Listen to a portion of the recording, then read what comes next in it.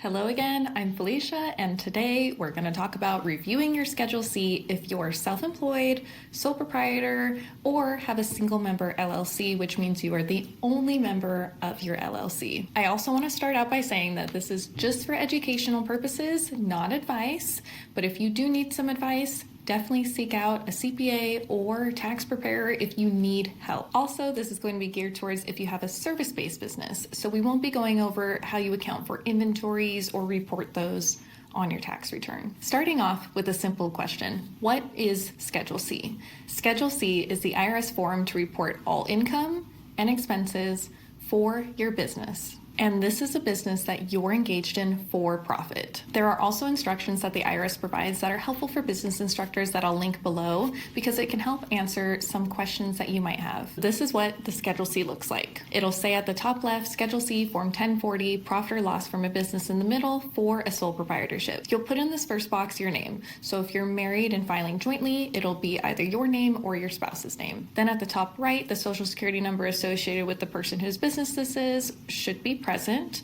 and then you go in to explain what the principal business is, including product or service. And you can go back to the instructions if you need specific guidance on what to put here. You will also have to include a code for the type of business that you engage in, and you can find a whole list of what these codes are towards the end of the instructions. If you do operate your business under an LLC or a DBA doing business as, be sure to include that in box C here. Box E, include your business address. If you don't have a separate business address, this will just show your personal address. Cash means that you are only recording expenses as cash is moving in and out of your account. Accrual means that you are recording expenses as the invoice comes up or as the payment is showing up. So it doesn't mean that you actually have cash that's leaving your bank account. Material participation can also be seen in the instructions here. And then you go on to box H. If you started or acquired this business during 2024, check here. If you have had the business for a while, then that wouldn't be checked.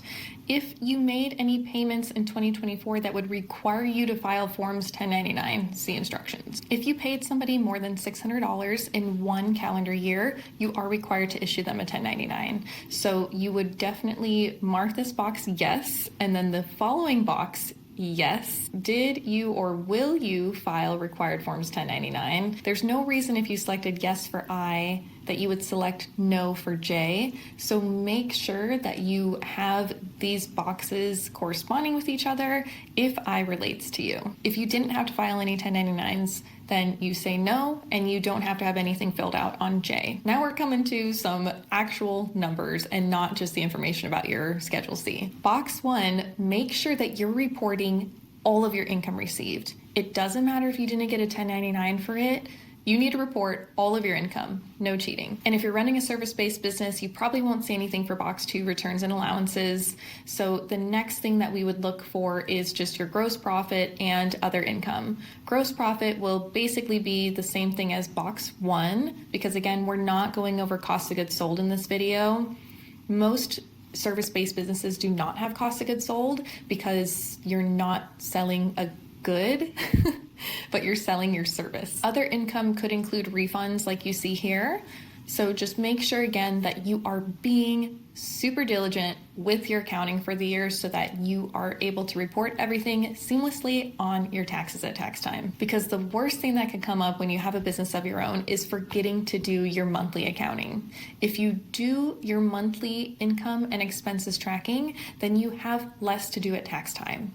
So think about that for this coming up year. The next line items in part 2 go from 8 to 27B, and these are your expenses. Don't worry if you don't see a specific expense that you had in any of these categories. That's what box 27A is for. Other expenses from line 48. So you do have the opportunity to break out any expenses that you don't see in these categories in your own categories later on. A couple things that I want to call out because you can see the categories here for yourself is line 15 for insurance. You see here it says insurance other than health. Do not put your health insurance here. Health insurance is considered an adjustment to your income, so it goes in a different part on your tax return. So the insurance that you would want to report here would be specific business insurance, like errors and omissions insurance or general liability insurance that you might have. I also want to note that for box 23, taxes and licenses do not include your federal taxes that you're paying. You cannot deduct federal taxes on this line item. But don't forget about your business licenses that you pay for annually, and you can include those here. Also, when you're preparing your tax return, remember the rule for deducting meals. You probably are not eligible to deduct 100% of your meal expense. And the typical rule is that you deduct 50% of your eligible business meals. So remember that for box 24B. So let's skip down a little bit to get to where these other expenses would be listed. It's at the end of the second page of Schedule C, Part 5, Other Expenses. So you can list here any other expenses that would not be easily categorized in the expenses that you saw above. Oh, and one other important thing to note is do not estimate your expenses. Only record expenses that have been ordinary and necessary for you to run your business and that you have actual documentation and receipts for. So going back up to the first page of your Schedule C, you'll see line 28, total expenses, and this will be lines 8 through 27B all added up. So then for line 29, it's going to be line 7 minus line 28, and that's going to give your tentative profit. The next deduction that you can include is your business use of home. You can see right here on the form that you can use the simplified method where you enter your total square footage of your home and the part of the home that is used exclusively for business.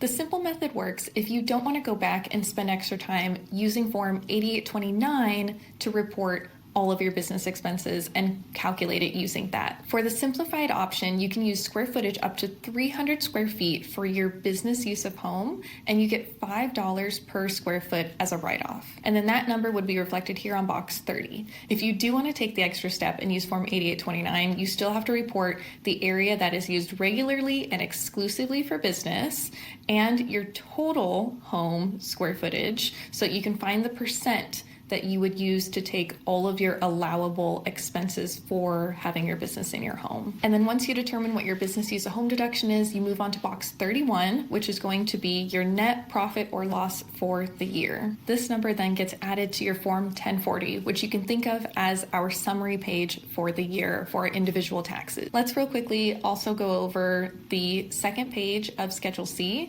You'll see cost of goods sold. Again, I mentioned at the beginning, we are not going to go over this. And then there's Part 4, information on your vehicle. If you have a vehicle that you use for business purposes, this is also where you should see some of that information that you entered in show up on your tax return. This is only if you are claiming a car or truck expenses on line 9 and are not required to file Form 4562 for this business, which means that you are not depreciating your vehicle for your business, but you are just including the mileage for what you incurred during the year. So if you are using a car for your business, you would include here when it was placed in service and the number of miles that you drove it relating to each of these categories: business, commuting, and other. Was your vehicle available for personal use during off-duty hours? If you have only one personal vehicle, this most likely will be yes. And do you or your spouse have another vehicle available for personal use? If you don't, you would say no. If you do, you would say yes. And then 47A, do you have evidence to support your deduction?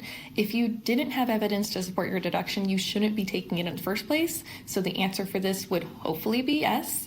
And if yes, is this evidence written? It should also be yes, because in order to have any sort of business use of car deduction, then you need to have adequate documentation to support this. And that's it for your Schedule C. I hope you learned a little bit from this video, and I look forward to seeing you in the next one.